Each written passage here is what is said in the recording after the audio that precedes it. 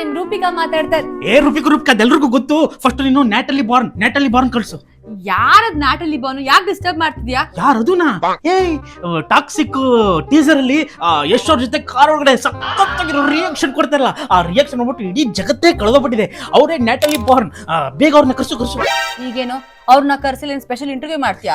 Interview ಏನು ಮಾಡಬೇಡ, ನಾವು ಟಾಕ್ಸಿಕ್ ಟೀಸರ್ ನ ರೀಶೂಟ್ ಮಾಡ್ಬಿಡೋಣ.